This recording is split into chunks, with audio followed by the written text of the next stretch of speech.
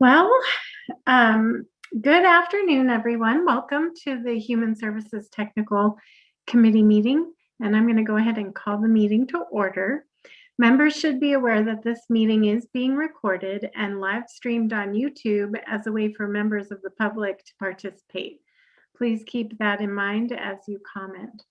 I will ask that you keep your microphones on mute when you are not speaking. You can use the chat function through Zoom if you need to make a comment about a technical or logistical issue. Please know that chat will also be recorded and part of the public meeting record. For the purpose of the meeting minutes, I ask that you state your name before any comments so that we have your comments on record. And finally, for action items, we will be taking a roll call vote. I will call out the committee member names and then ask you how you vote. Let's move on to introductions, and we can practice that roll call now. I'll call each member's name and ask you to introduce yourself and your organization. Starting with my vice chair, Jacqueline Edwards. Hello, Jacqueline Edwards, Maricopa County Human Services Department. Thank you. Melanie? Melanie Dykstra, County Gilbert Community Resources, and I'm finally just having my lunch and my camera's off. Thank you. Enjoy your lunch. Is Naomi with us?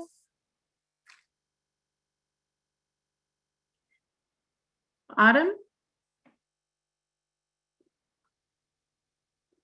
Laura? Susan? Mary Lynn?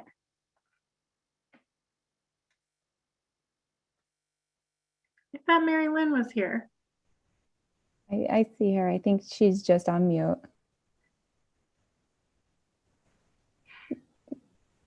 Mary Lynn, can you hear us? I think you're muted. I do. Oh, there she is. I do have her noted for minutes that she's present. She may be working on audio. Okay. And then Edith for Chris. Yes, Edith Baltier is with the City of Avondale Neighborhood and Family Services Department. Thank you. Jason. Jason Matthews with the Valley Sun United Way. Debbie from Peoria. Good afternoon, Debbie Pearson, Community Assistant Supervisor with the City of Peoria. Thank you. Is Leah with us from Chandler?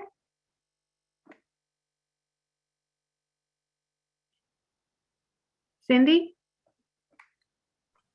Good afternoon, Cindy Savarino, Department of Economic Security, Division of Aging and Adult Services. Thank you. Did I miss anybody?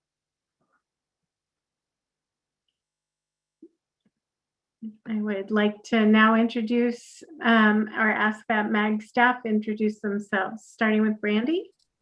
Hi, good afternoon, members of the committee. This is Brandy Mead, Human Services Director. And hi, Tina? this is Tina Lopez. I'm the Administrative Assistant in Human Services. Welcome, everybody. Thank you. And thank you to Craig also, who's helping us with our AV today. Karen Bishop here on behalf of Leah Powell. That's who Karen is. Thanks, Karen. All right, we'll move on to the call to the audience. Please note that members of the public were given an opportunity to submit written comments relating to this meeting within 1 hour of the posted start time. Brandy, has staff received any comments from the public? Madam Chair, no, we have not. Okay. Then I'll move on to request a motion to approve the meeting minutes from our January 7th meeting. Is there a motion to approve the minutes?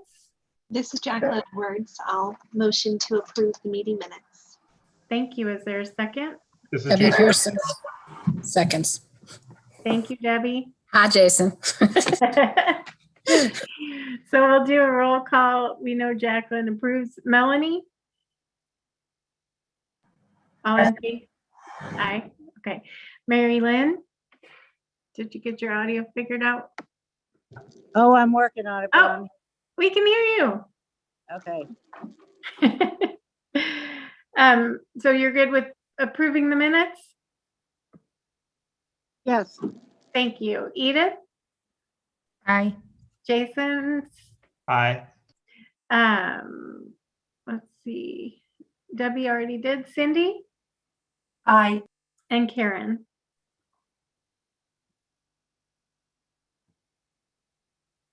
Maybe it's in the chat. Thank you. All right. Just Now, Madam Chair, just for purpose of the minutes, want to note that Karen Bishop did indicate yes. thank you. Now we'll move on to a discussion on eviction forecasts and the legal process and opportunities for human services professionals. For item 4, I would like to first thank Scott Davis with Maricopa County Justice Courts for being so accessible. He presented to my Faith and Community Roundtable group earlier this week, and they were really appreciative of the presentation, and I think you will also learn a lot today. And it's a great opportunity for you to ask him questions. He is incredibly knowledgeable about eviction forecasts, the legal eviction process, and opportunities for us to help out. I will turn it over to Scott. Okay, unmute. And let me click the sharing screen thing to get that going in the right way. And then I will start F5. Oh, I've got to click share. Oh my gosh. Really, I know what I'm doing. Okay. And start that. All right. There we go. So I can't see the chat. So if anybody asks questions in chat, I cannot see that. So if there are questions, feel free to just someone unmute and blurt out the question, and I'll be glad to do that. Thanks, Christina's nodding. Okay. And I'm willing to take questions at any point along the way. Don't hesitate to do that. Okay, so my name is Scott Davis. I'm the Public Information Officer for the Maricopa County Justice Courts. I've been there about 4.5 years. My background is in news and journalism and marketing. And I told Christina's group earlier this week that when I worked in news, I spent almost 10 years as the producer for 3 on Your Side, the troubleshooter segment at Channel 3. And as part of that, I mean, there were landlord-tenant complaints all the time, like, you know, every week, multiple. And so I really had to know Landlord-Tenant Act and law and how these things work. And, you know, I never knew how well that would serve me here all these years later. And I currently, I'm constantly scanning the news websites for stories about eviction and calling up reporters to say, hey, you got this wrong, you need to fix this. I just did that yesterday with a story I found and said, I called up the reporter and said, you can't say this. If you say this, you are leading tenants down the wrong road and you're gonna get them evicted by wording something this way. And, you know, within an hour it was fixed. So we, as the Justice Court, not only do we try to get things right in court, but also outside of court, so that there's an understanding of how the process works. And not only do I do some speaking things like this, but also our judges like to do that a lot as well. So if there's any group that may have a request to have a judge come and talk, that can come to me and I'll see how we can facilitate that. All right, moving on. About the Maricopa County Justice Courts. There's 26 justice courts in the county, each of them divided by geographic precinct lines, boundaries. Each one has a justice of the peace and a constable. Typically they're elected, but if one leaves office early, the Board of Supervisors will appoint a new one. But constables are executive branch and judges are the judicial branch. That separation becomes very important a few slides down the road. One of the things that media love to point out, especially at election times, is that justices of the peace do not have to be attorneys. It is in state statute that they just have to be 18 or above, a registered voter, read and write English, and live within the precinct that they're running for, and then of course get elected. That, however, does not mean that on November 10th, someone gets elected, January 1st, they're sworn in, and January 2nd, they're hearing cases. It is not that fast. The state has mandated training.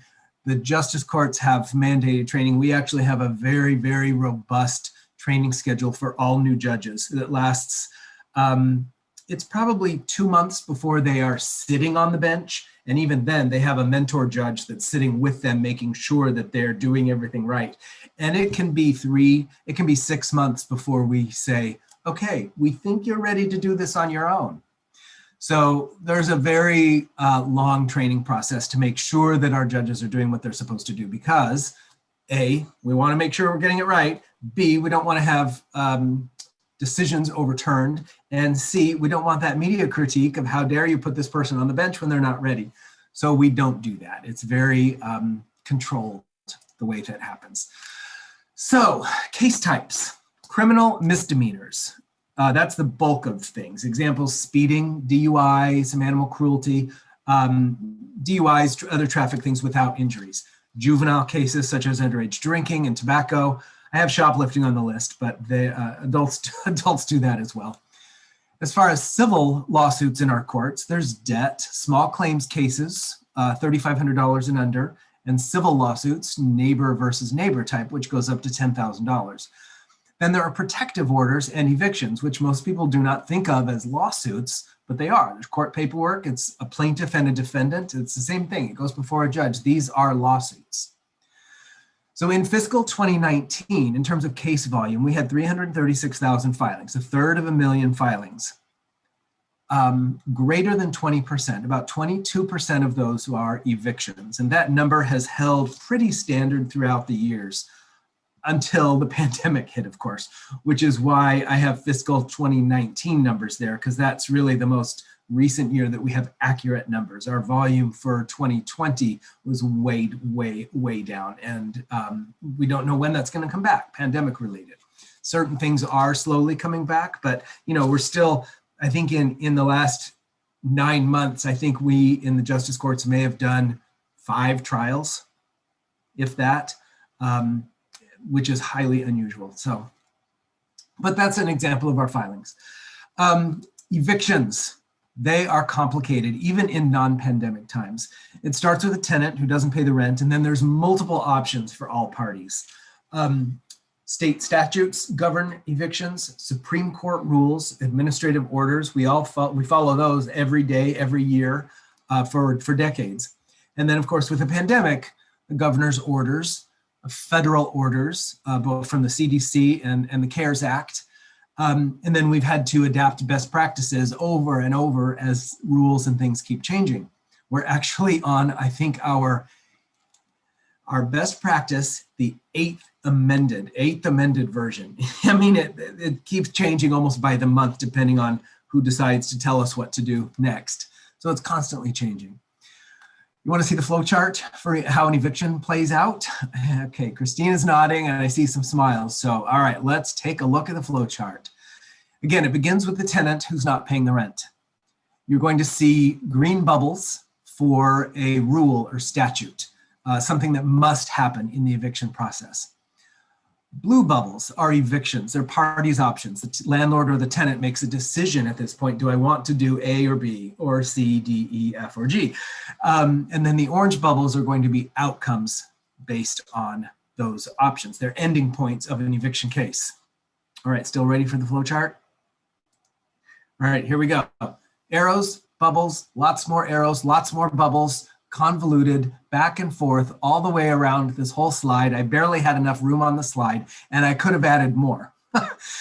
So think about this. It's tough enough for a judge to remember all of these various options. Imagine being that tenant who hasn't paid the rent. Their life is clearly has a degree of chaos, and they've been served the eviction papers. What do? Where do they go? It's complicated, and very few organizations make it helpful for tenants. There are things that courts have done But really a lot of that just lies with the individual judge in the court to be as patient and explanatory as possible when those tenants come in, if they come in. And that's another point of this. So with all of those ending points though, there are 5 which end with the tenant getting to stay, and only 3 where the tenant has to move. But which do you think is more common? The tenant moving. Yeah, the tenant moving. And the why of that will become clear in just a moment. So let's talk about numbers. In 2019, and this is calendar 2019, we did almost 69,000 evictions. Calendar 2020, just under 38,000. That's the kind of volume that we had a drop of, 45% drop in evictions alone. I didn't run stats on the rest of our case types because we're just interested in evictions, and really the whole world seems to be interested in evictions. But you can see on the graph here that in January and February and even March, evictions for both years remain roughly the same. But then in April, you can see the orange bar, that's 2020. The orange just drops substantially in April, May, June, July, August. It's really low. And I think May was our lowest month, and evictions were down like 80% or some ridiculously low rate. So at the end of the year, it looks like evictions start to come back. And a lot of people ask, why is there an increase if we have a CDC order still in place? And there's a number of factors there. Really, it's because some of those orders were beginning to expire. Landlords got more familiar with the process and knowing what they could and couldn't do. So there are some reasons that we suspect for why the evictions came back up. So let's look at what happened with some of those orders. Governor Ducey's orders came out, first one in March, and then the second one to extend it came out in July. The Federal CARES Act in March, the CDC order surprised everyone, coming out in September. And then the Arizona Supreme Court and the Superior Court have issued administrative orders affecting the process all throughout. As every time a new order comes out, we've got to change some process. So as each of those orders approached their expiration dates, we seemed to see increased interest among attorneys. What's going to happen next? Well, and housing advocates all over. What's going to happen when this order expires? What happens next? Are there going to be thousands more evictions filed? What do we do? Are the rules going to change again? So we think a lot of attorneys said, you know what, I need to get my filing in before the deadline. I want my judgment before things change and something else comes out, and maybe I'm not going to get my money. And that's not to say bad things about landlords. They're due their money, right? Wherever that is going to be from, whether it's from the tenant or government assistance. And then also they kind of got around loopholes in the eviction process, and not all evictions were stopped. It was just evictions really for non-payment of rent and those where there was a COVID reason. Funny thing now is with the CDC order, and some of our judges love to point this out, the CDC is the only order right now that provides some protection for tenants. And it says nothing about having COVID. If you have a COVID diagnosis, that's not in the order. That's not something you claim as a tenant. It's kind of weird, but that's the way it works. However, I will say that our constables who actually enforce the orders, that becomes their realm then. And I was just in a meeting yesterday with them and who said, yeah, we know it's not in the CDC order, but if someone has COVID, we get to their unit and they tell us they have COVID or they have a doctor's order or whatever, well, we're just going to stop that no matter what. So that's the constable's job, is to enforce an eviction. And that's part of where that separation of judicial and executive branch becomes so important. So, want me to spend a few minutes going over the stages of an eviction, or just skip to the funding process, the funding slides? I see Christina's nodding. I think that means give us an explainer. Yes, please. All right. So to explain the eviction process, remember that flow chart, starting with the tenant that doesn't pay the rent? Well, when that happens and all of these bubbles are put into play, the first step is the green bubble directly to the left of the gray tenant doesn't pay the rent. It is the landlord has to provide notice. Now, that notice can be 5 days for non-payment, 10 days for non-compliance with some kind of rule, like having an unauthorized pet or guest, a 5-day notice for what they call material non-compliance. That's a health or safety issue. And there's an immediate eviction for material and irreparable breaches, things the tenant just can't fix, like crime, being responsible for crime or gang activity. So the tenant gets this notice. If they can pay or if they can fix the breach, then that goes away and the landlord doesn't file in court and nothing else happens, at least at that point. However, if the tenant cannot fix the breach, like that irreparable, or they can't pay, then after the time period in that notice expires, so on the 6th day or on the 10th day, the landlord can file the eviction lawsuit. It's called forcible detainer or just forcible to some folks. So the court sets a hearing 3 to 6 days after that filing. So when it comes to court, the judge is going to make sure that the tenant got noticed properly. That's in the statute.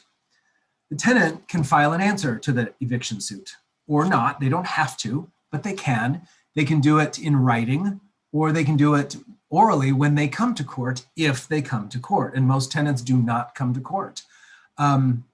We've seen I should have made a slide about this, but we've seen a really great increase in participation during the pandemic.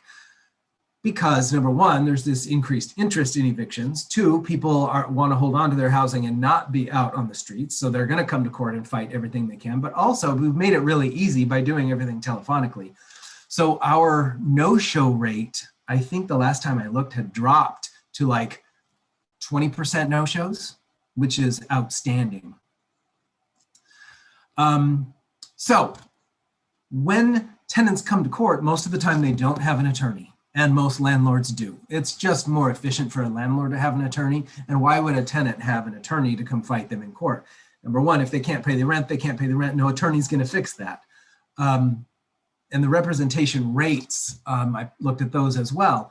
Tenant representation, and there are some nonprofits that can help tenants out, or there have been tenants that hire their own when they have a real strong case to fight. But tenant representation is at about 0.5%.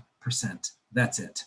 So imagine of those 68 or 69,000 evictions, 0.5% had tenants. Landlords. 0.5% of tenants had attorneys. And then when it comes to the landlord, 90% have attorneys. That is the unbalanced we're talking about there. But again, what's the point of a tenant getting an attorney if they don't have the money for the rent? There's not a lot they can do. So, and that's the point of this slide, what happens in court. You know that face, it's Judge Judy, right? Most of the time people think of small claims court and Judge Judy, and this is what's going to happen to me. But people have no idea what happens in eviction court either. And I want to say, it is not like this. You think you're smarter than I am? That's not a hard question. No. Duh. You thought this was going to be easy? No. It's not going to be easy. Why is not an answer? Well is not an answer. Why is not an answer? Is not an answer. It's not an answer. You speak, I rule, and then you shut up. Okay, it's not like that. And that's what so many people think is going to happen in court with a judge that is just, I'm not going to use the words, but our judges are not like that. They're very compassionate because they understand that these are people living on the edge. These are people who are fearing for what they're going to do tomorrow and how complicated the process is, as I've at least tried to demonstrate for you. So what does happen? Madam Chair? Oh, whoops. Yes, was there a question? If I may, yes. Please. Christina, go ahead. Were you going to mention Melanie's comment? Yep, exactly. Just sticking with that compassion, given that the courts have seen a positive effect of the ability to appear virtually, do the courts plan to continue that post-pandemic? That is a great question. And are we, we're being recorded, right? Okay, so the answer to that is that it is not in our hands. the state Supreme Court and the administrative office of the court will eventually issue some kind of ruling or determination on how and if virtual hearings will continue. What I do know is that we are moving toward video, and the state has purchased a whole video package that is already being used in superior courts. And once they get some of the kinks ironed out and make it more accessible and make some adaptations that we've asked for, we will be rolling that out as well. We expect probably to start doing video hearings in summer. And I would imagine that because we have put that kind of investment, the state has put that kind of investment into it, that it will continue. Will it become the standard? I don't know. But for now, that is the standard, and that is the way. Thank you. Sure. Another question? That was it? Okay. All right, great. So in court, the tenant will have the opportunity to defend their non-payment or whatever reason it is that the landlord has brought them to court. The judge is going to ask, do you owe the money? Can you pay the money? Most tenants have defenses. The judge is probably going to say, do you have a legal defense for not paying the rent? Which means, what's the reason? Legal defense, though, is a key phrase, because a lot of tenants will come to court and say, well, yeah, I owe the rent, but I'm not paying it because the AC doesn't work, or there's mold in the bathroom, or I need them to repair the broken window, and they haven't done it. Well, those aren't legal defenses. If you owe the money, you have to pay it. Withholding money is called a rent strike, and that is illegal in Arizona. And that's actually the phone call I made to a reporter yesterday. She had an article talking about how this tenant advocacy group is advocating for rent strikes. And I called a reporter and said, you can't say that. That's wrong, and you're going to get people evicted by allowing that to stand in your story. That's a big thing. Like I said, when I was doing 3 on Your Side, that was just a huge thing people would say. I'm not paying the rent because X, Y, Z. And as the producer on the phone, I'd say, well, I'm not covering your story then because you owe the rent. I can't help that. You have to do that differently. There's different ways to take care of those problems, and that's in the Landlord-Tenant Act. Legal defenses might be, I did pay.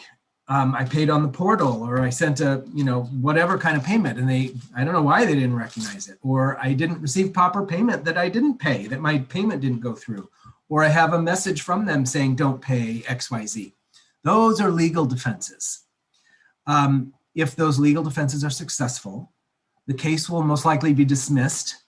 Or if the landlord counters that in some way, shape, or form, it'll be set for a trial, which may happen that day, it may happen the next day, it may happen in 2 days. I think we have 3 days to set it for a trial when such a request comes in. The tenant will be asked if they can pay the rent. And if they can, then they have the opportunity to work that out right then with the landlord or their attorney right there in court before there's a judgment, and that before the judgment part is important. If they work out a deal, it can result in dismissal. The judge will just dismiss the case, or a judgment against the tenant, depending on whatever they do work out. It's all in the hands of the landlord and the attorney up until the time the judge makes the judgment. So if the tenant is found guilty of non-payment, they will have a judgment entered against them. It may end up on their credit report, and people always ask, tenants always ask, is this going to be on my credit report? And I've got to tell you, we don't report that to credit agencies. Credit agencies buy bulk data from court systems all over the country that has all kinds of judgments on it. They get that from us. We don't go out and say to a credit reporting agency, oh, Christina Panachescu got evicted, haha. It's not like that. So after their judgment, they typically have to move within 5 days. If they do not vacate the property, then the landlord comes back and gets what's called a writ of restitution. And that is the order that tells the constable to remove them from the property. Then the pandemic hit, and that's where the real changes started happening, is with that writ of restitution, and that writ, the constable's function, the executive function. So with the writs, nearly all of the orders that came out affected the writ process. Remember that separation between the branches of government. The executive branch put out the moratoriums, and I really don't like that word moratoriums because that indicates to people that it's a complete stop, and it's really not, but it keeps getting used. So the executive branch put out their orders, which can only affect the executive branch. The courts had to do our own adaptations. So it's the constable that will not enforce the writ if that tenant gets to stay. And if that tenant gets to stay, the constable may show up with the writ and the tenant will claim their protection, and the constable then walks away and says, okay, I'm going to use my authority under governor's order or whatever order and not evict you. But the rent still accrues. Tenants still have to pay that rent for as long as they're in the unit. That was never, ever waived. And some of the orders waived late fees and attorney's fees, and some did not, or prevented, I should have said. So it really depends on what protection tenants were qualified for, what kind of money they would owe once these protections expire. We haven't gotten to all of that yet. The landlord can get the writ and have it enforced once protection orders expire. We never had a period starting at the end of March that there was no protection for tenants. Every day there was some protection for most tenants, but those protections and the expirations had moving targets: July 25th, October 31st, December 31st, January 31st, March 31st. And so there's been this uncertainty each time those deadlines or expiration dates approached with tenants, attorneys, housing advocates, courts, everybody, governor's office. What do we do? What's going to happen after the expirations? But nothing has expired yet, and so these protections keep getting extended. We don't know if there will be another extension after March 31st. The CDC order expiring March 31st is the only protection that's in place right now. So, financial assistance, let's talk about that. Everybody wants to help, but few people know how. That's why we do meetings like this. That's why I spoke to Christina in depth. That's why I spoke to Melanie in depth maybe 2 months ago. The process is super fast. It can be as quickly as 14 days from the day the tenant fails to pay when it's due till they're out on the street, 14 days. And the first 5 of those are just between the landlord and the tenant, or maybe the first 10, depending on the case type. So nobody knows that that's happening except the tenant and the landlord. That leaves 5 to 10 days from the date the case is actually filed in court and that tenant gets that notice to the date they have to go to court or be out on the street for you to give financial assistance. And you just have to stand back from that and say, how realistic is it to expect that you can get assistance to someone that quickly? There have to be things done in advance. So that is what the Arizona Department of Housing started doing 3 years ago, as when I had my first conversations with them. Might have even been 4 years ago. But they started a program in 2 of our precincts, Country Meadows and Manistee, both of which service Glendale, West Phoenix, and a little bit into Peoria, and maybe Surprise as well. Renters who received an eviction notice could apply for assistance through this process. The state tried to streamline that as much as possible and have people on the ready as soon as a call came in to jump into place. Do vetting of the tenant and the process and how much do they owe and what are the conditions. And as long as they met the conditions, they would be eligible for one-time assistance that would preserve 3 months of housing. That was the minimum goal. So sadly, if someone clearly was not going to be able to sustain 3 months of housing, if they got that assistance, they're not going to qualify because, you hate to say it, but you're throwing money away. Let's make sure it gets to the bank accounts of the people that really can put this into their lives and help their lives. So after the first year, the grant that the Department of Housing got was renewed. The success statistics I got from the Department of Housing was that in that year, they assisted almost 1,000 people, like 987 or something like that, almost 1,000 households. And after 3 months, 80% of them still were in their housing. So that's a pretty good success rate, and that's why the grant was renewed. And then, you know, the pandemic hit and that grant money was like, oh, what do we do with this grant money now? Because now we're going to get federal CARES Act money and that has different criteria. So I think a lot of the Department of Housing program with those 2 precincts was put on hold while they worked on other things to do. So can I ask a couple questions? Yes. All right. The first one is it, how typical is it for a landlord to try and evict after just 1 month of non-payment? Is there an average delinquency? To answer that question, our case management system would have to have an entry point for how many months are you behind. And we don't have that.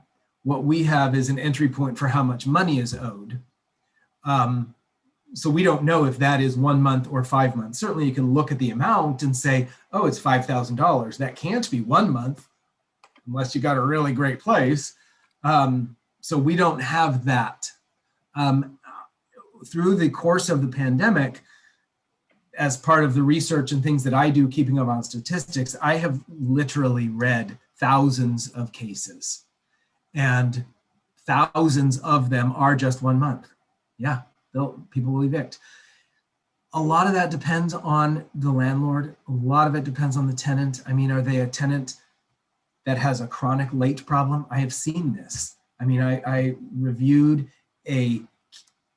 looked up a case for media, and I found all these eviction case numbers with the same tenant name on it. And I looked, and it was like in February, the eviction notice, and then they paid February 10th. Okay, they got to stay, and then they didn't pay again in March. So the landlord filed again in March, and then they paid. And then maybe it was in April, and they didn't pay. And then, you know, it's just repetitive. So clearly that landlord wants to get rid of that tenant because they're chronic late pay.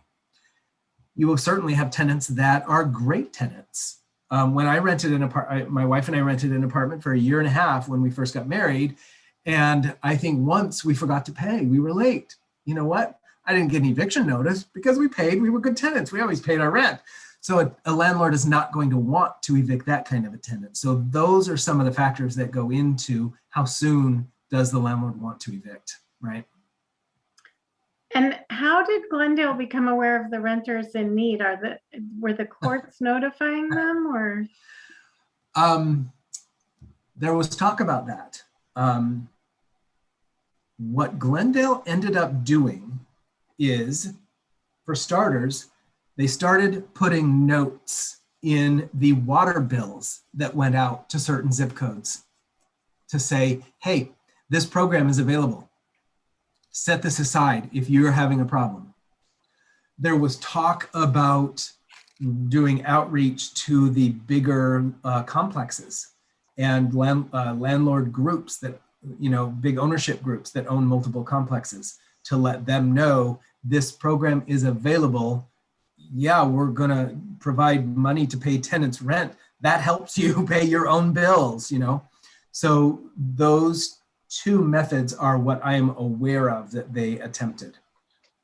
Christina, part of that, the county staff were actually funded for that ADOH program, and we operated it.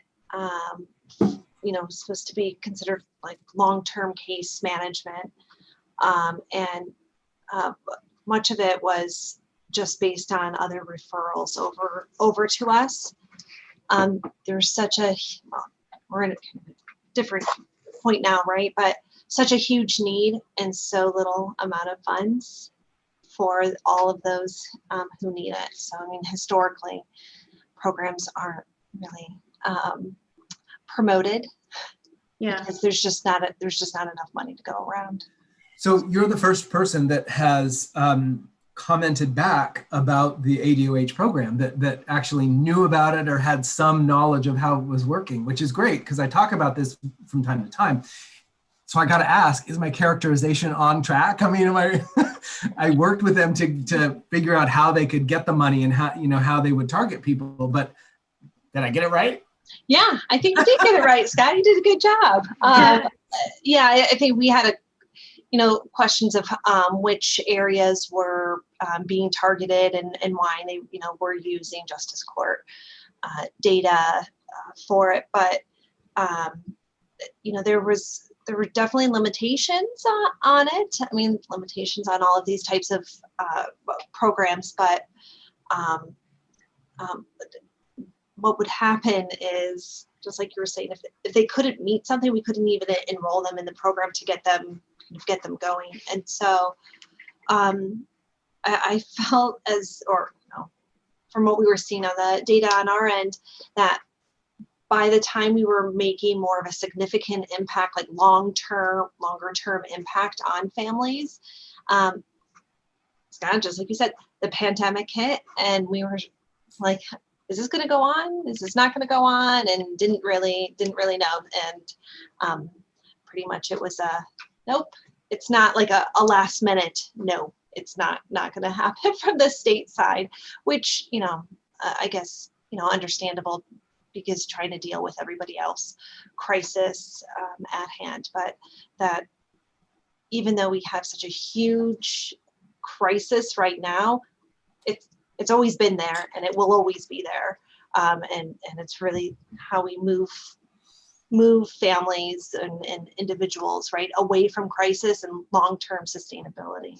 Mm-hmm. Jacqueline, has the Department of Housing worked at all with Care Portal? Because I'm thinking of that 5-day turnaround and how they have been trying to connect with DES, for example, and then connect faith communities as resource providers. You know, I don't know on that end, because when pandemic hit and everything shifted, then ADOH launched their other program and worked with, you know, the different local areas on CARES impacted, or, you know, or I'm sorry, COVID impacted renters.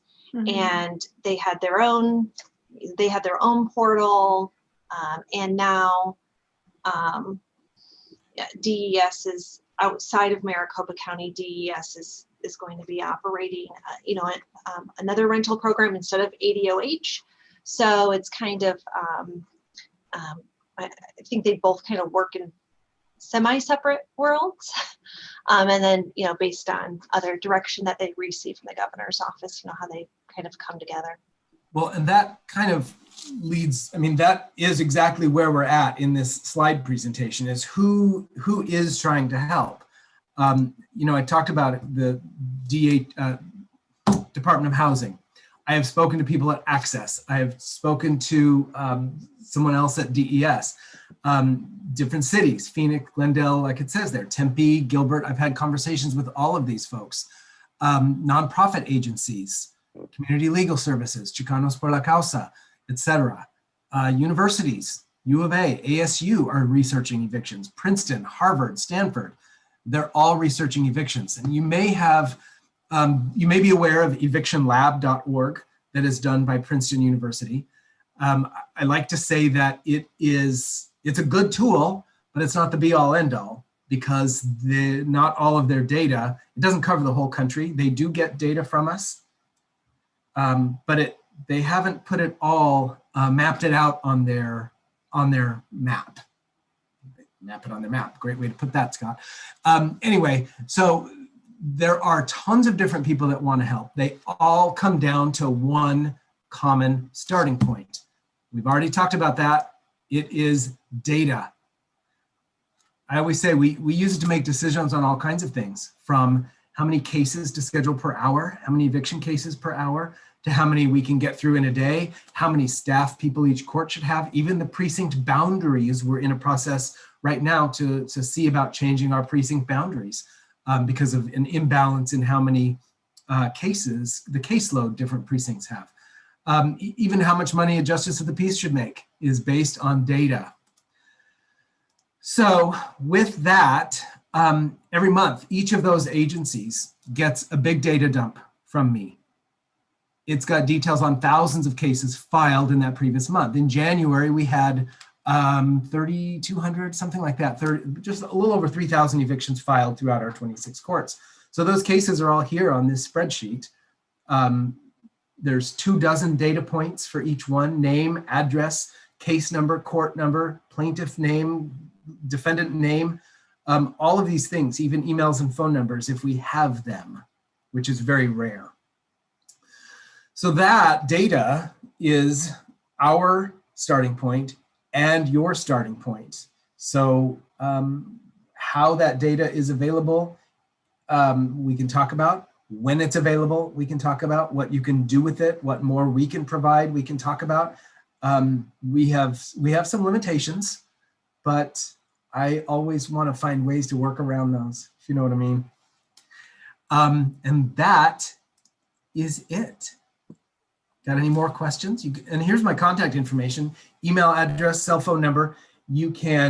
Anybody can reach out to me at any time. My phone has actually rung 3 times since we've been talking about this. But I'll return every phone call and see how we can help. Thank you, Scott. One question that had come in through the chat is, have the courts ever considered placing resources within the court to help expedite access to services? Right. We get requests for that all the time. And I was in a meeting with the City of Tempe folks maybe a month ago where we talked about that.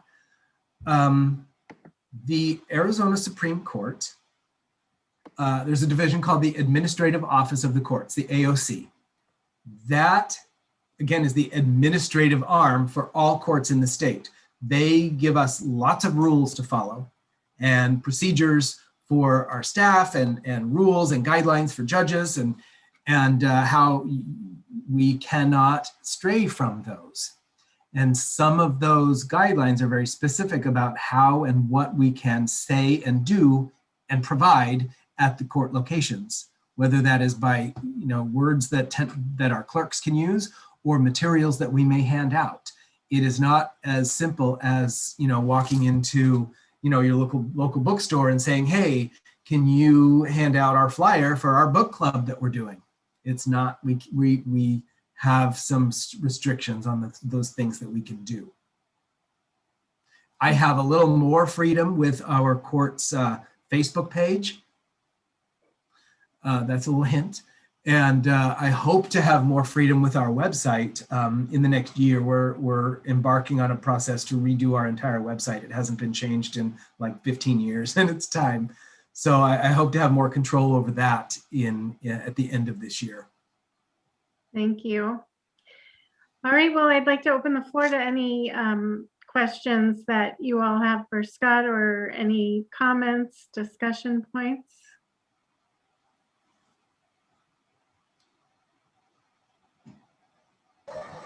Christine, it's Melanie. Hi, Melanie. Scott, I think I had asked you this before, but I think you said right now that the courts are not consistent in collecting the data on what the eviction is based on, right? Like it's not the rent, it's not. Do you think that'll ever change? So I sometimes think of our courts as franchises. Like, and I mean, I hate to say it, but like a Burger King franchise, where each location can be independently owned and operated. They still get their burgers and their buns from the same supplier as all of the rest, and they still put them together in the same order, right? They still use the same amount of ketchup and the same one piece of cheese, right? So our courts are like that. The judge is the ultimate authority on how we do things. We have certainly a central administration, which helps us stay in compliance with all of those rules and guidelines. And our case management system is standard for everyone, but how it's actually used can be determined just by the local staff at each court.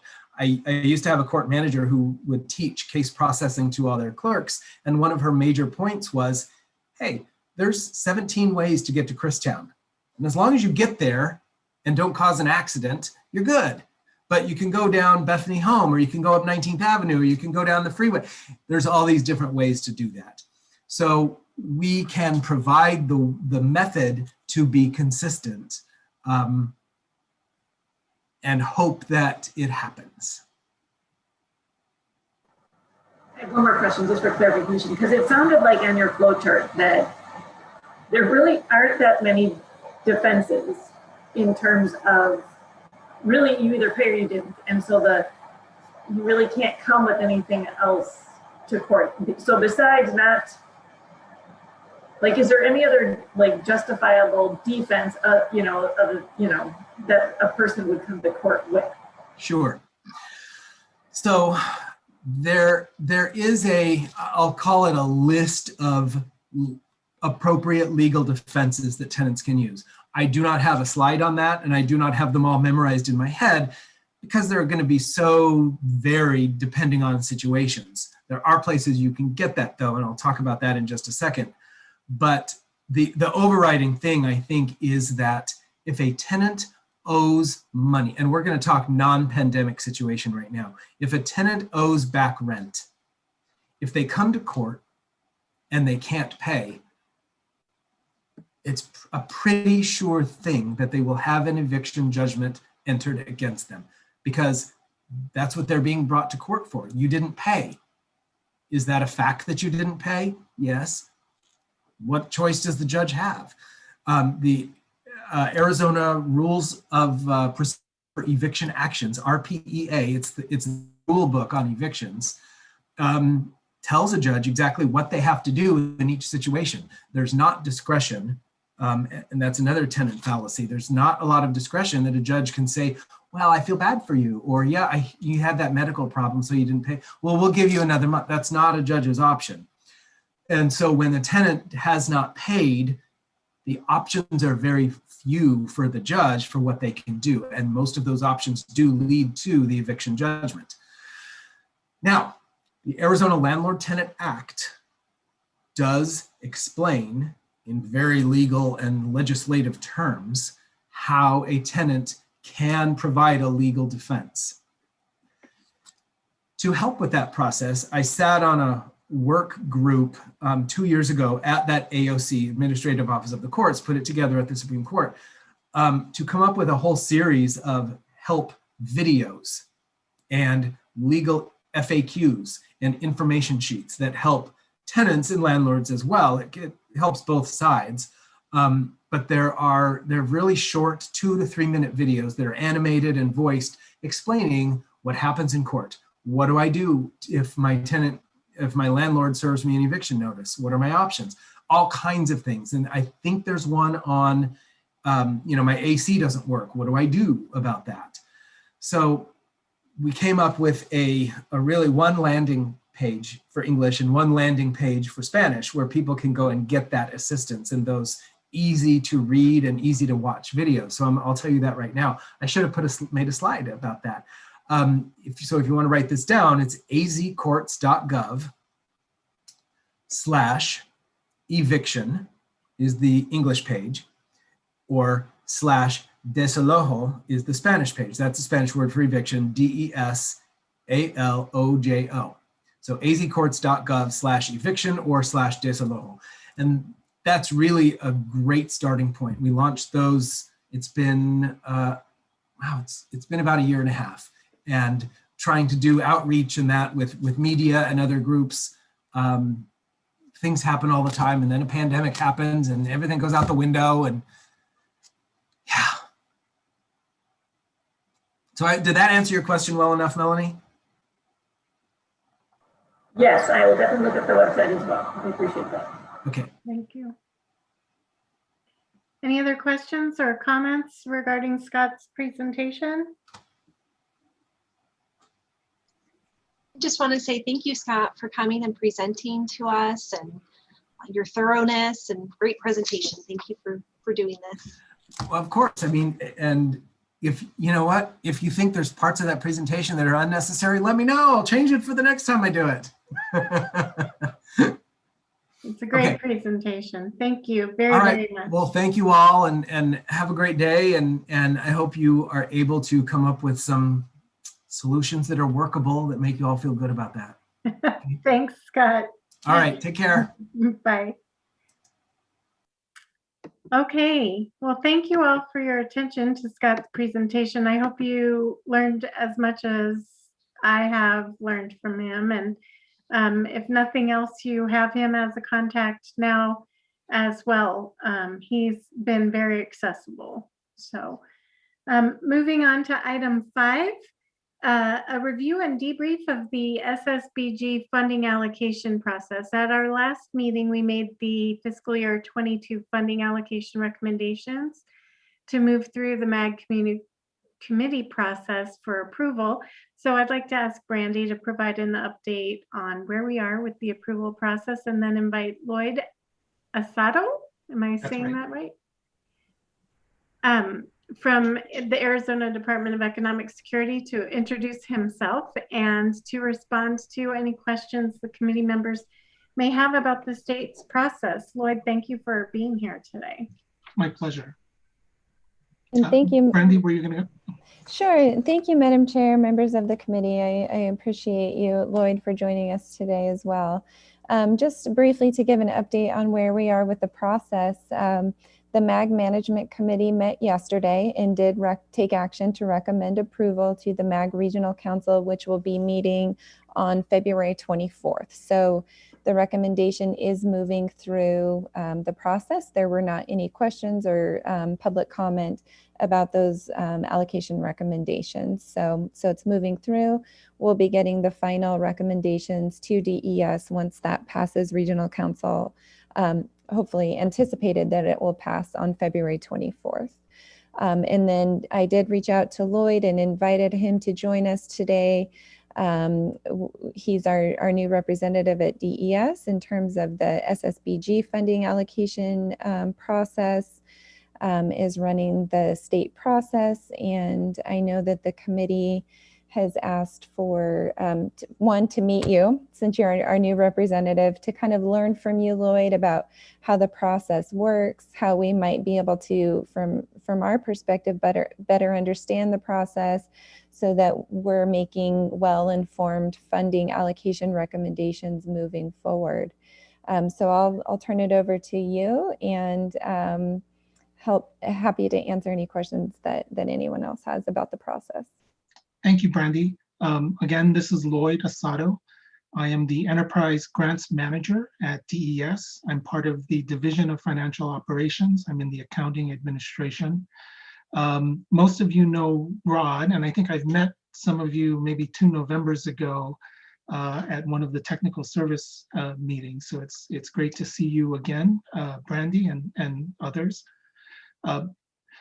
Rod retired late last year. We have not yet filled his position. I will be available to respond. However, it is our hope that at some point in the future, we will be able to identify and bring on board a full-time SSBG person. But in the meantime, I'm happy to field questions if there's any specific questions. A general overview, we do not have the current, we're planning for 2022 now. We don't have the current, the budget has not been released. The amount of dollars we receive is based on a formula, population formula. We do know that Arizona has seen an increase in its population, and we anticipate perhaps a 1%, maybe 1.4% increase in funds moving forward. We'll try to provide more guidance, specific guidance on that as it becomes available. Arizona continues to use a community planning portion. We feel that's very important. It gives us an opportunity to receive input on priorities that community members and associations such as MAG would like to bring forth. That allows us to prioritize and focus. 75% of the dollars are planned by the state agencies, DES in particular. 25% are planned through the Association of Governments, the regional COGS, and the Native American tribes as well. That process continues, and at this point, I don't anticipate a change. It's the receiving priority funding or receiving your recommendations for funding is really important and helps us, again, focus and prioritize dollars. SSBG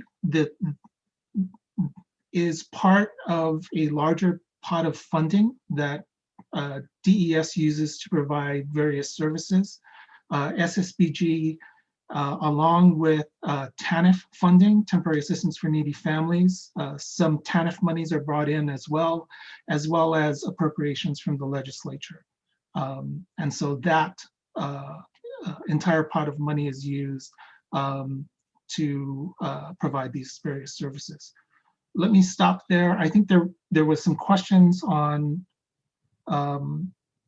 process or some process comments that the committee wanted to raise.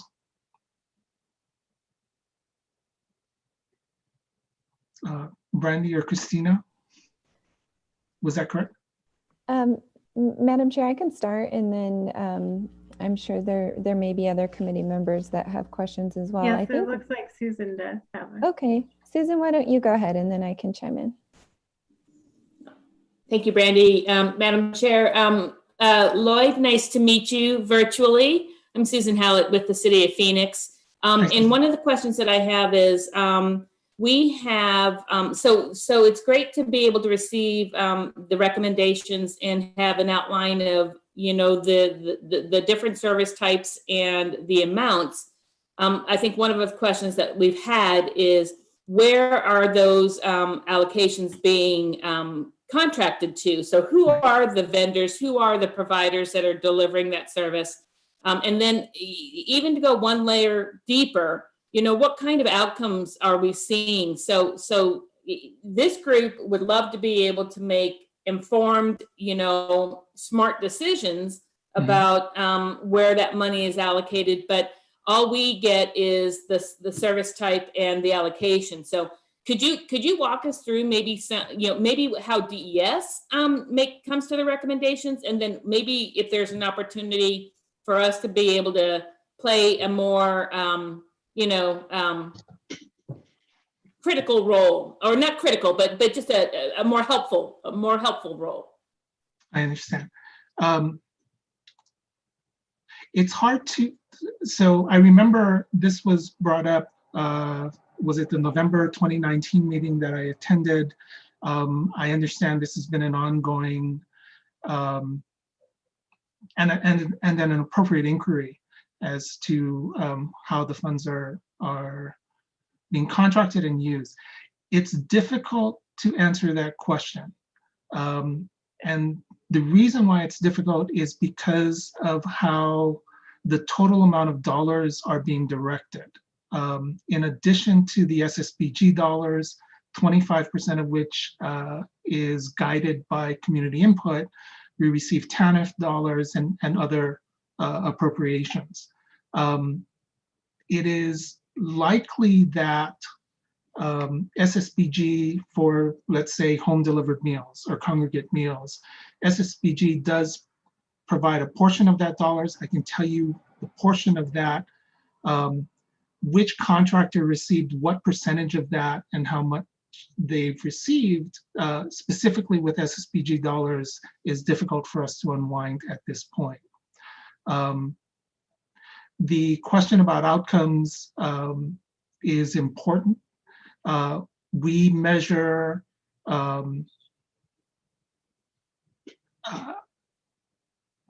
we measure population served and a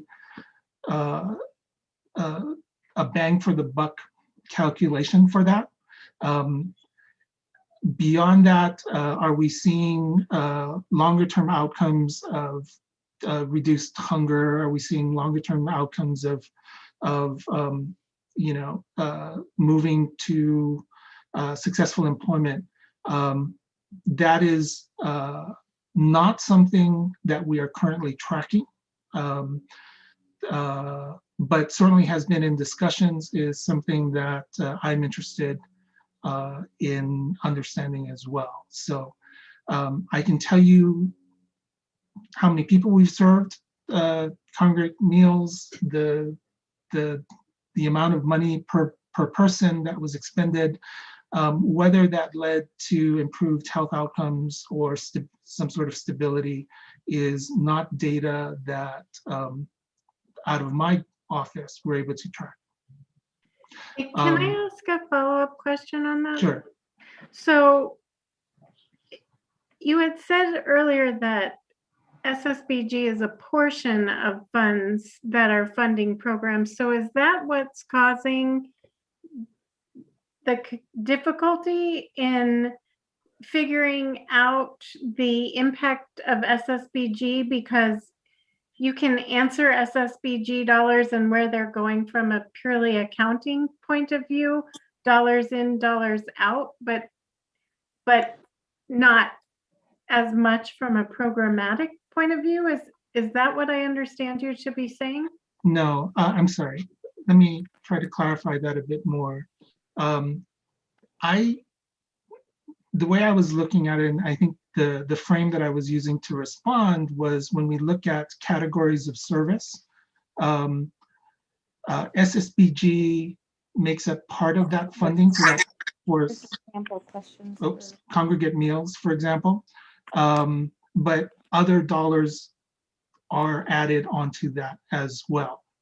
I can tell you, we could probably tell you broadly who received contracts to provide congregate meals.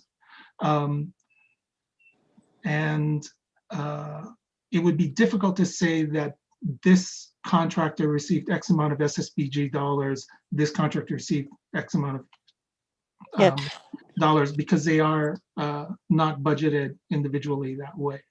Okay, this is Mary Lynn with the Area Agency on Aging. Hi, I Mary think Lynn. the question that we're asking is, okay, so I think you're using, say, home delivered meals as an example. So we get federal dollars, state dollars, and SSBG. Right. And if we served 100,000 meals or 1 million meals, let's say 100,000, that's easier to multiply. And we know that 20% of the funding is SSBG, we could say the SSBG, basically provided 20,000 meals. That's correct. I think the question that we had, congregate meals, home delivered meals, some of those that are, specific services, I think more of our question was, what about, like it says case management for elderly homeless or something, or it says for case management for, children or whatever that is like, I think our question was, who's getting that money and what kinds of work are they doing with it? So again, this represents 20% of their funding, and this is how many people they serve. But I think there's a lot of stuff in the SSB allocation. It doesn't say who, it just says case management or counseling or financial assistance or whatever, but it doesn't say who gets it and what's it used for. Understood.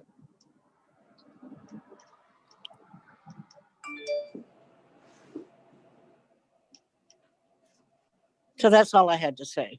Okay.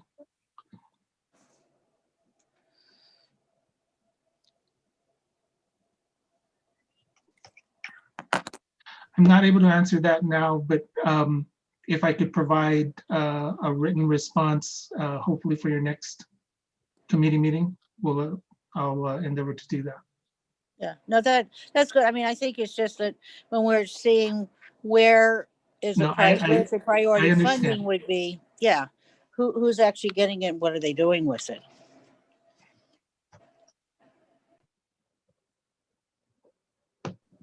Understood. And then in terms of tracking outcomes, and thank you again, appreciate you being here to respond to these questions. In terms of the main outcomes that you're looking for is to see if, the funding is having an impact and as far as who it's reaching. What does DES establish certain outcome measures that when agencies are receiving these funds that they're responding to? In terms of their reporting of the spend down of their funding?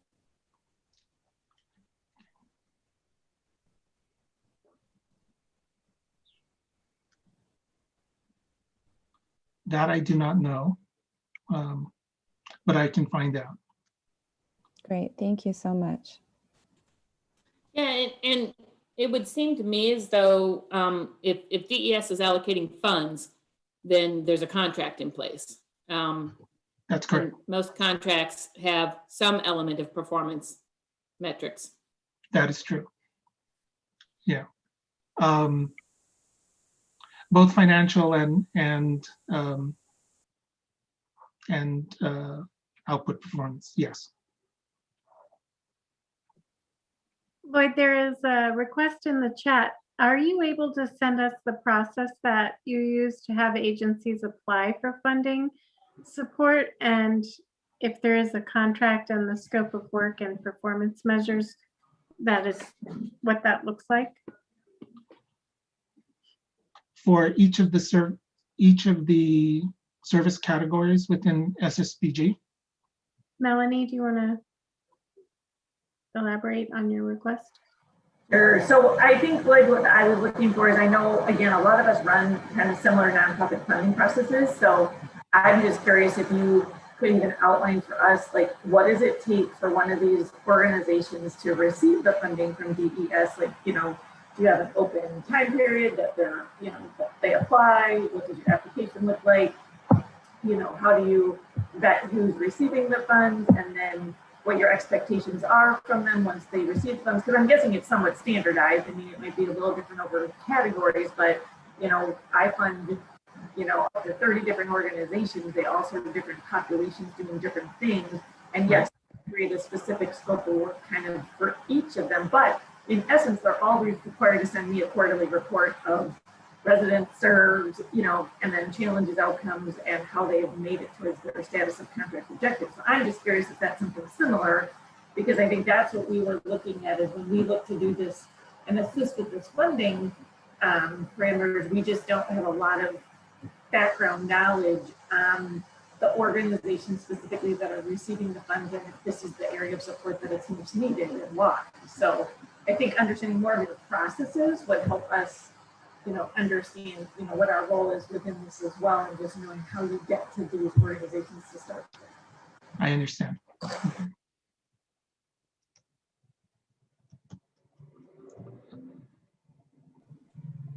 It is, so what I can say is it's not standardized.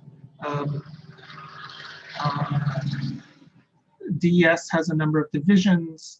They do have, each division runs their own contracting.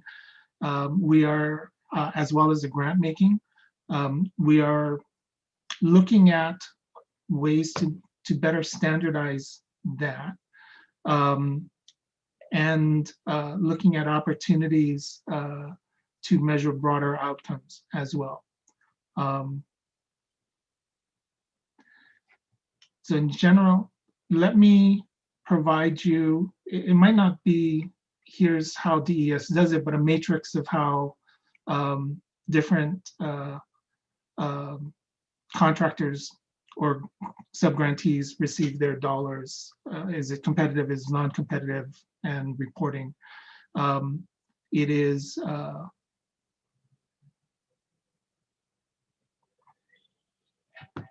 it has been a discussion point. Let me commit to gathering that and responding back to the committee. Madam Chair, may I ask a question? Okay, thank you. And members of the committee, and Lloyd, thank you again. And if you have a matrix that you'd be willing to share with us, you can pass that on to me, and I'd be happy to share it with the group. Another question that I had, you mentioned the SSBG funding is braided with these other funding sources, like the, you mentioned the TANF funding and other appropriated funds. Is that funding that SSBG in a sense is combined with, is that distributed evenly in terms of the different divisions at DES and the different service areas? No, it would be allocated by service category and, you know, division of aging, the employment our DERS, employment, I'm blanking on what, employment, Division of Employment and Rehabilitation Services receive large portions of that. And those dollars are then either subgranted or subcontracted out. But no, it's not spread evenly throughout the department. There is some that's set aside for administration. It's a small amount. The rest of the dollars are pushed out for program services. Thank you very much. I appreciate that. And then when our funding allocations are provided to DES, so at that point, then what's DES's process once you receive the funding allocation from us? The different organizations. Those are then combined into, we take the recommendations from the community, the recommendations from the divisions, and create a master budget. When we have final guidance on what the total budget will be, we make the appropriate adjustments. That goes out, it's posted for public comment and review sometime in March, and then finalized by the partners. And I wanted to let the committee know, this is Mary Lynn again. I'm unfortunately having video problems today, but when DES, Department or Division of Aging and Adult Services, does give us the money, they allocate it by both locally planned and DES planned. So we then can match what MAG has allocated versus what DES is allocated, so we can see that difference. So maybe this is a naive question, Lloyd. Well, most of mine are. How do you report on these funds to the federal government? What does that report look like? It breaks down by service category and population served. There is a taxonomy that the federal government uses to describe different categories of service. We have that mapped to our Arizona Human Services taxonomy. We report to them the amount of SSBG dollars, the amount of TANF dollars that have been transferred in, and any appropriations by the state by service category. The service categories are then broken out by population served. Thank you.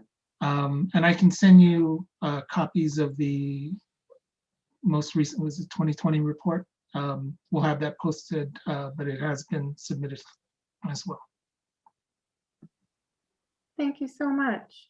Sure. And no naive questions. These are, well, these are they're great. all naive coming from me. Was there a follow-up? But this is how I learn, so thank you. Anybody else have any questions or anything we didn't ask you that we should, Lloyd? I think, again, we are one of, I think we're still the only state that has a community-directed or community-focused piece. I think it's very important for us to maintain that personally, and we have the support of the administration to do that. I think it, especially coming off a year that we've all experienced, being able to hear from communities where some of the challenges are. The most recent fiscal report that we provided, foster children, congregate meals, home delivered meals was a priority, as well as youth employment.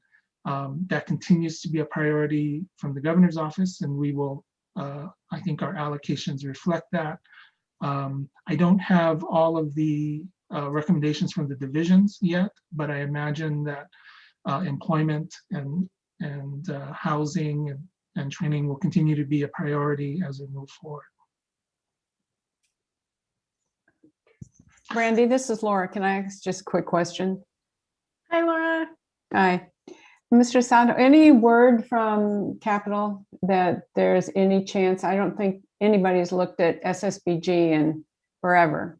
So, and what, under all of this new funding and changes in CARES money coming out, any word that SSBG might be under consideration for an increase? No, we're not hearing that. We do know that Arizona's portion will likely increase because of the formula, our population increase. SSBG has broad bipartisan support. And although in the past has come under, I guess, review, it's anticipated that at least for next year, we'll see. I haven't heard any analysis or any report that it will be modified. I think the last modification was towards the end of the Obama administration. Okay, thank you. So I think we're looking at an increase probably over last year, about 1.4%. I'll hopefully have that clarified in the next month. That's something. Thank you. And as to all the questions that have been asked, I'm going to send you an email because I think I can provide a little bit of information addressing these questions. So I'm in DES, so be happy to help. Sure. Okay, thanks. Great. Thank you so much. If there are no further questions, I just want to extend an open invitation to you to join us whenever you want for whatever you want to join us for. You're always welcome, and we'd love to have a good, strong, open relationship with you. I appreciate that. Thank you. Before I leave, my direct number, my mobile, so it'll ring right here, is 480-647-3105. My email address, so 480-647-3105. My email address is lasato, at, what is it, azdes.gov. Great. And I will, on the funding and monitoring outcomes measures, I will follow up and get a report back. And wish you all a happy new year. Thanks. Yeah. For those who follow the lunar calendar. Great. Thank you. Happy New Year. Happy New Year. I'm going to move on to item 6 then. Thank you again so much. Thank you. Item 6 is an update on the homelessness planning efforts. Brandy, can you provide an update? Yes, I will. Thank you very much, Madam Chair, members of the committee. There are a lot of actions taking place around addressing homelessness as a region. So I'm going to touch on just kind of high-level updates on what work is being done. As you know, homelessness has been steadily increasing over the past 6 years. This group has received presentations and reports from the point-in-time count and staff working with the Maricopa Regional Continuum of Care Board around those increases. Sadly, as you may know, for the first time, our last point-in-time count showed that the number of people experiencing homelessness on the street outnumbered those in shelters. And, you know, with the eviction discussion that we had earlier today, we're anticipating that those numbers may in fact be continuing to increase and grow. So there is an urgent need to address homelessness, and we are responding to that. And as you all know as well, homelessness is a complex issue. And to that end, the Maricopa Regional Continuum of Care Board and MAG are working with many other community partners closely to address this issue. Our goal really is to leverage and align our respective efforts to address homelessness in the region, so that we are reducing duplication, maximizing resources that are available to address homelessness, and then actively pursuing solutions to the crisis that is homelessness. So there is an urgent need in the community, and we are responding in an urgent way.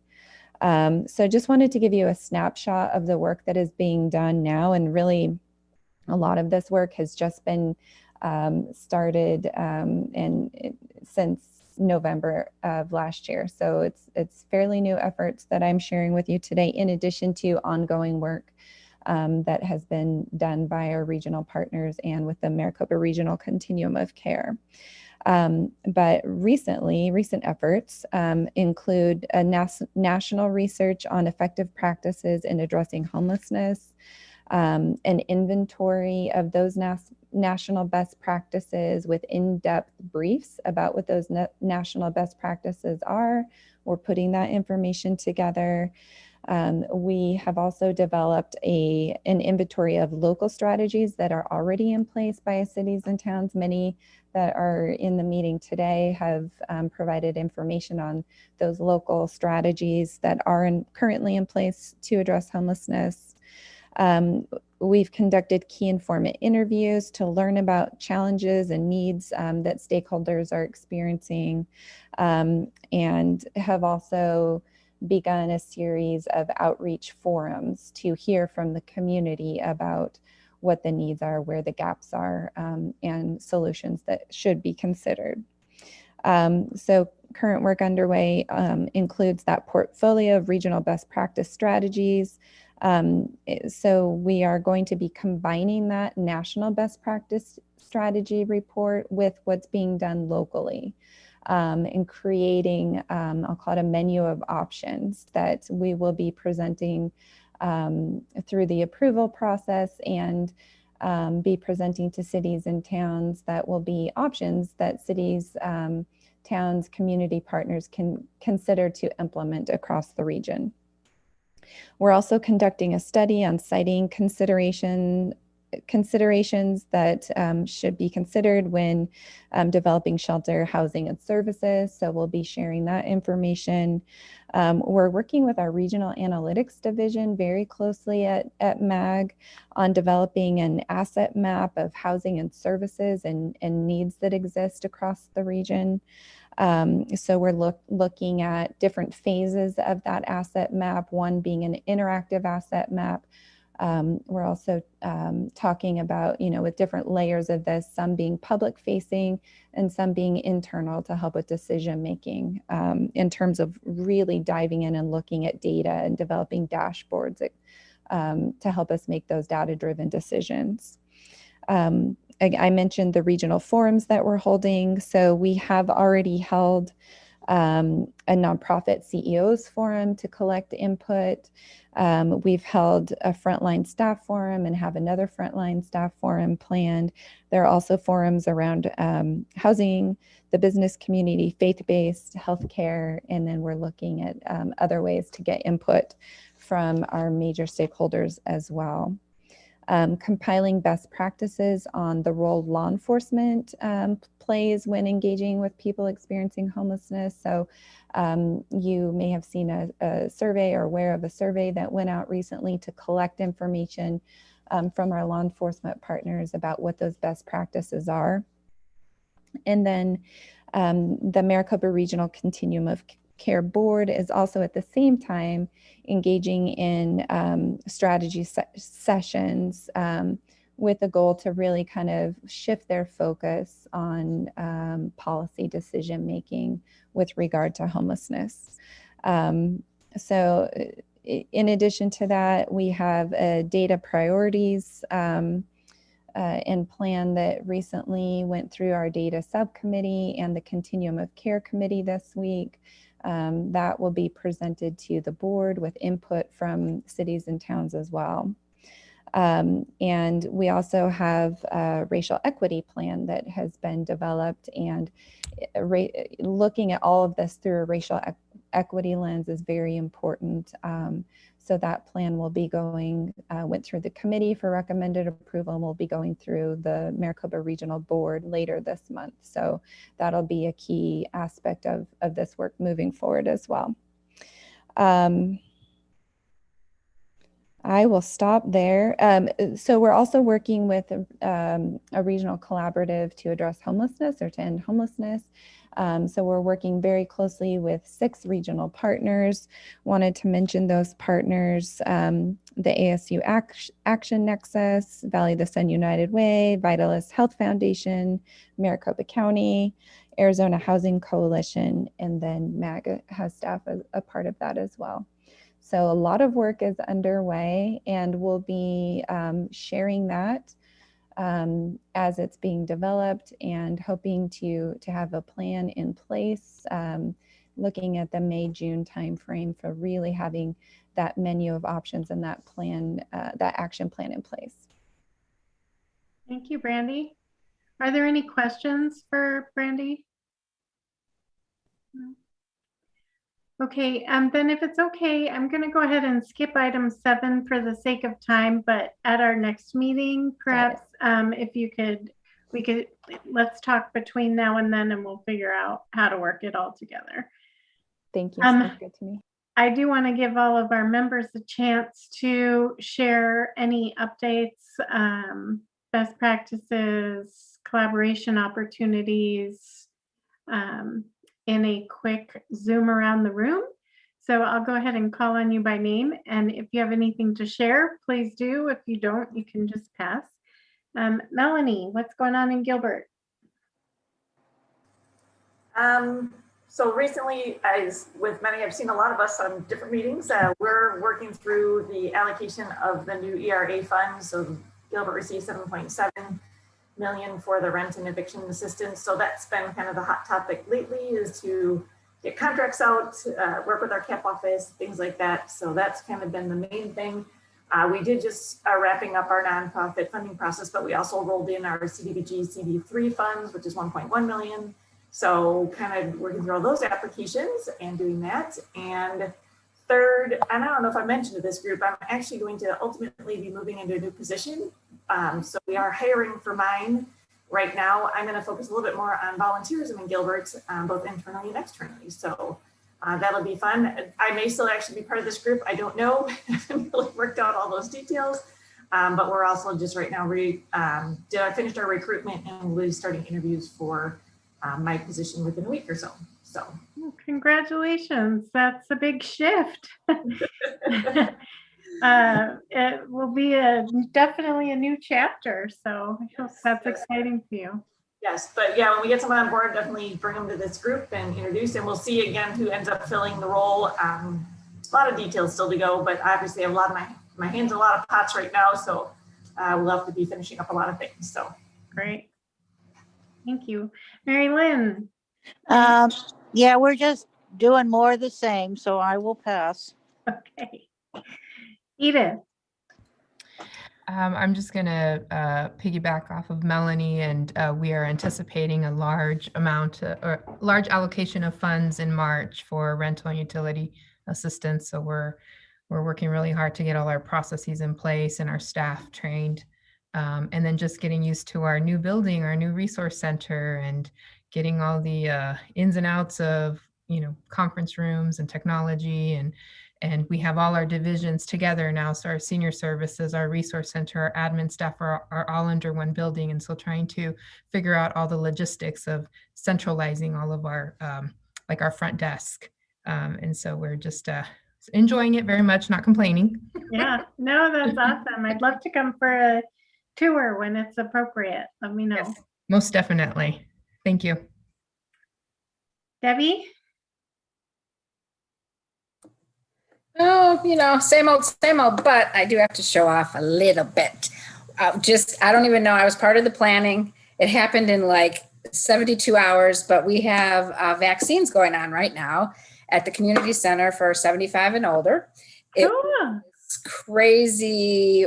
It was like Albertsons and the county and our fire and all the departments. And I was so afraid we were going to be double booked and stuff, but you know what? we look like a well-oiled machine because That's it's awesome. working perfectly. I was there for the first half this morning, and it's very touching to see that 75 and older crowd. We gave them rides and everything, and clearly a lot of them needed rides. And I felt so proud to offer this to them someplace close and convenient, because a lot of them could barely move around. And so I just wanted to show off a little. That's great work. Congratulations. That's exciting. What a treat for your community. Blessing. Cindy.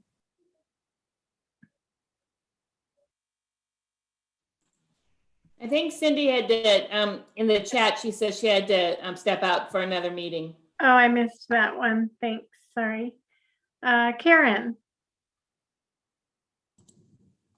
So I'm actually attending on behalf of Leah today because the city of Chandler also is providing vaccinations for seniors in our community, those who reside within public housing. So we have 100 vaccines that are being administered today, and that's where Leah is as well. So that's great news. Great. That's great. Good job, Cindy. Susan. And just general updates, right? Yep, whatever you want to share. Well, there's not much going on at the city of Phoenix. No, not at all. So if you haven't heard, City of Phoenix received $51 million for the rental assistance program. And we just got our plan for those funds approved by the city council this past Tuesday. So we're going to split those funds. Half of them will be administered through the Human Services Department Community Action Program. And then the other half is going to be contracted to Wildfire, which is our Community Action Association. And they will administer those funds through subcontracts with, a variety of Phoenix serving agencies. So the nice thing about that is that, that allows us to create a broader, stretch of access. It gives, our clients a little bit more choice. And through the Wildfire system, they'll have the opportunity for an online portal application.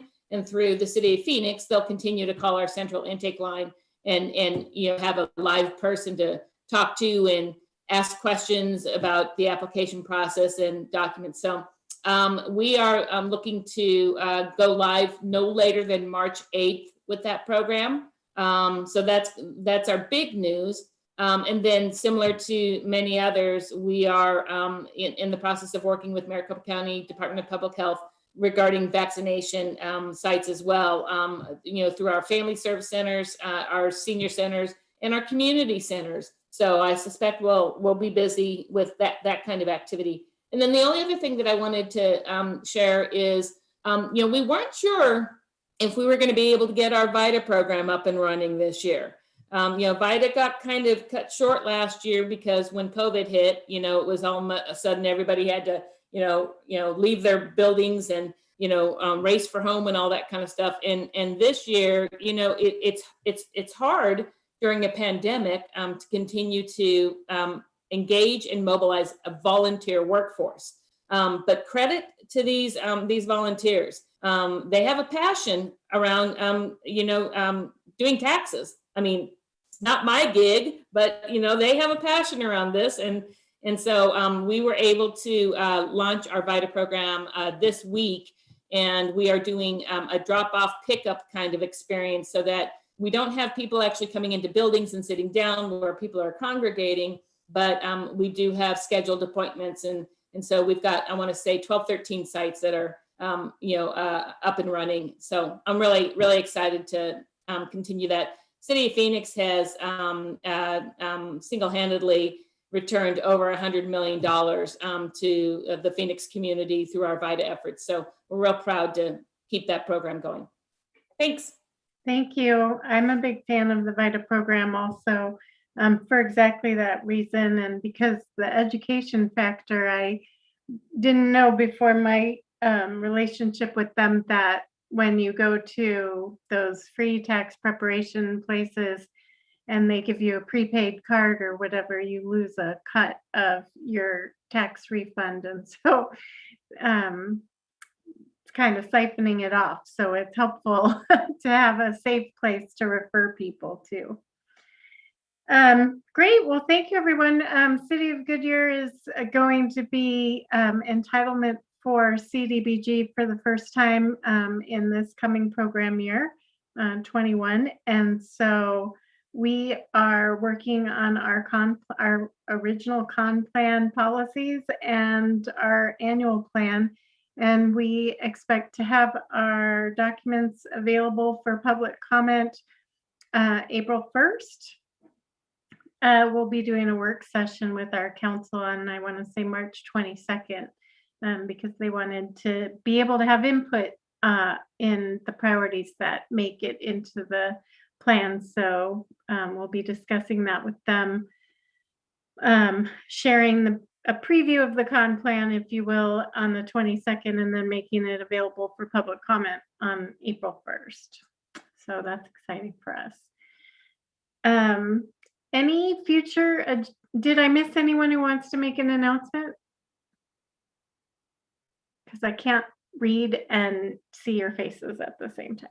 Madam Chair, this is Brandy. Didn't Goodyear just celebrate an anniversary? We are in the midst of our 75th birthday, but the actual, so we kicked it off in January, but the actual date is in November. Okay, congratulations. Yeah. Thank you. 75 years old enough for a vaccine shot. Madam Chair, may I comment? Yes. I wanted to provide an update to the committee or comment to the committee around the leadership, the chair and vice chair positions for this group. So our current positions are expiring in June, at the end of June. So we will be sending out a letter seeking letters of interest.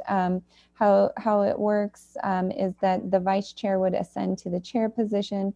So we will be seeking letters of interest for the vice chair position. So that will be going out today or tomorrow. So I wanted to give members an update. And Christina, you've been a great chair. Thank you so much for your service as chair of this group. I highly recommend it. I think maybe Avondale can represent for the West Side. I'll talk to Chris. Or Peoria too, for sure. Yeah, thanks. Okay, and any requests for future agenda items?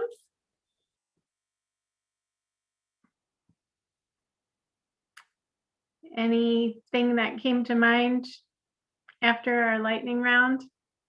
You can't recruit me. That's right. Debbie's retiring in 5 months, everyone, if you didn't know that. Lucky duck. All right, well then, thank you all for joining the meeting today. And it is 3:15, and I'll just go ahead and adjourn the meeting. Thanks, everybody. Bye. Thank you. Take care. Bye.